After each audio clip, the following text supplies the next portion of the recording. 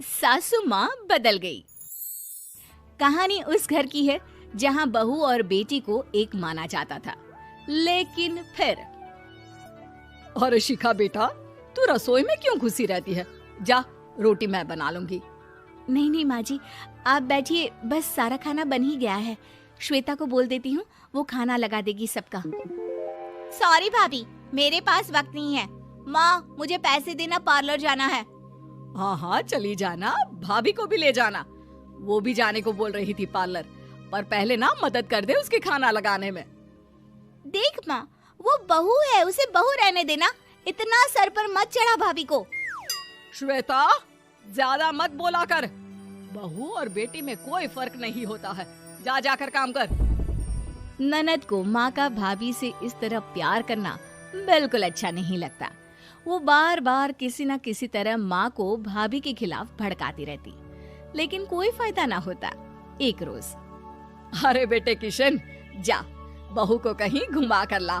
सारा दिन घर में काम करती रहती है।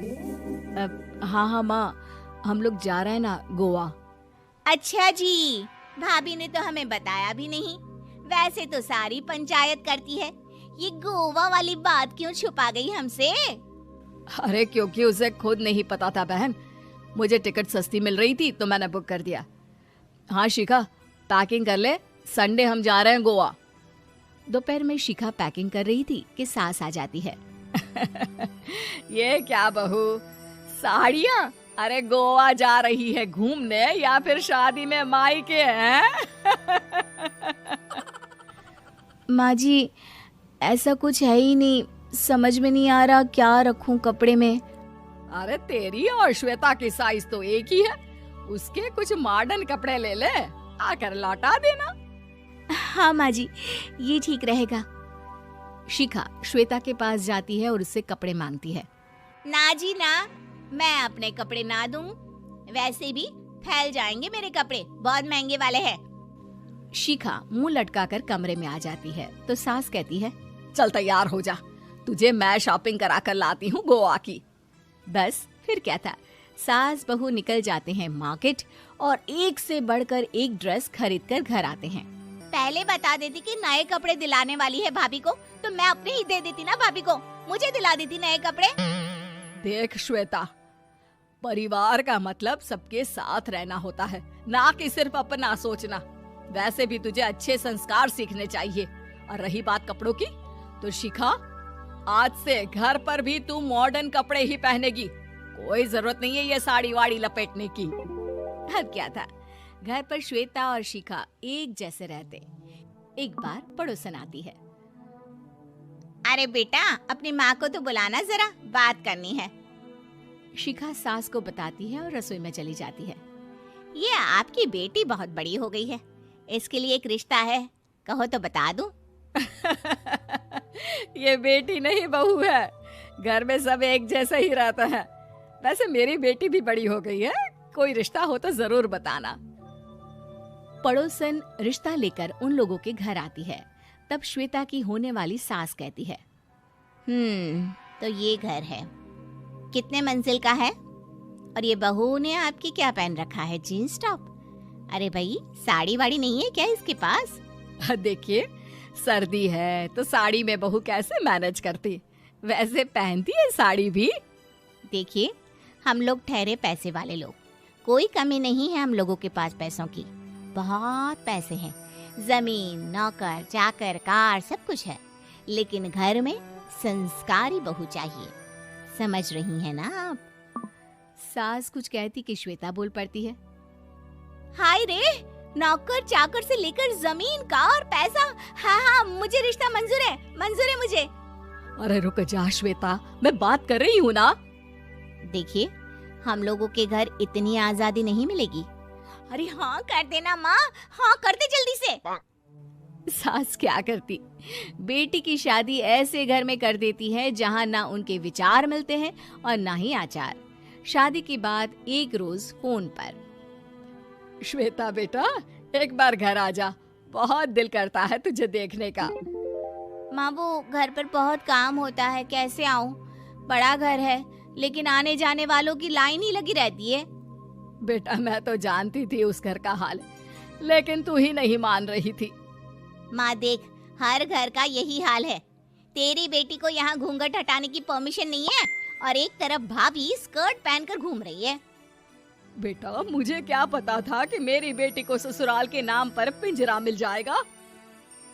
अच्छा माँ, फोन रखती हूँ, सास को गर्मा गर्म रोटी खिलानी है। तुम लोगों की तरह नहीं कि एक रोटी बनाओ, एक सब्जी बनाओ, फिर सारा दिन फ्री होकर घूमो।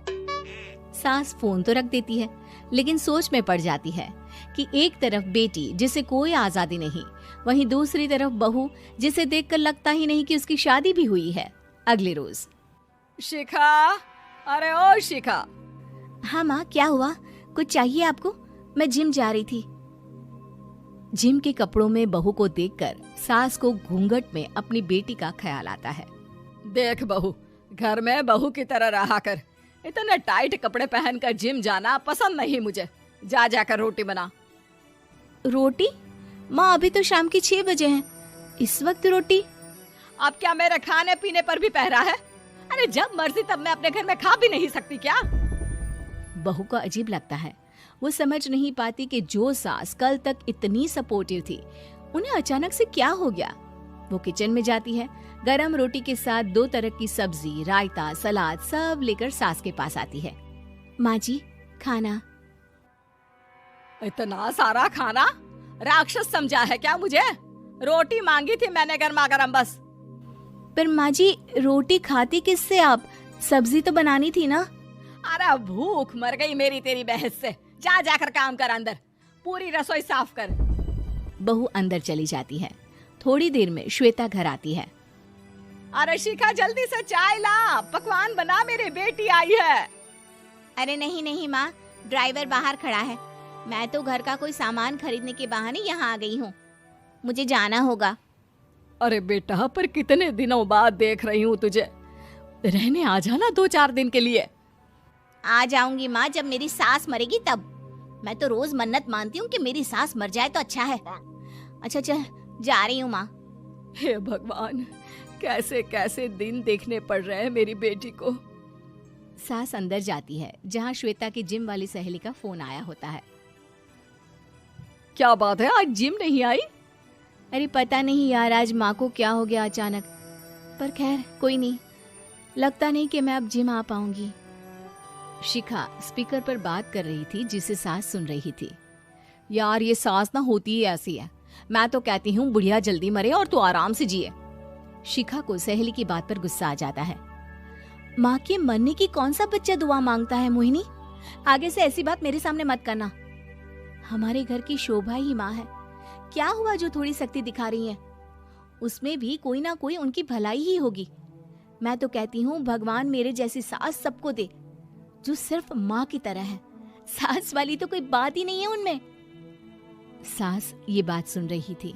उनकी आंख में आंसू आ जाते हैं कि क्यों वो बेटी की किस्मत में बहू को भी भागीदार बना रही थी। शिखा, अरे ओ शिखा, क्या हो गया? जिम नहीं जाना क्या?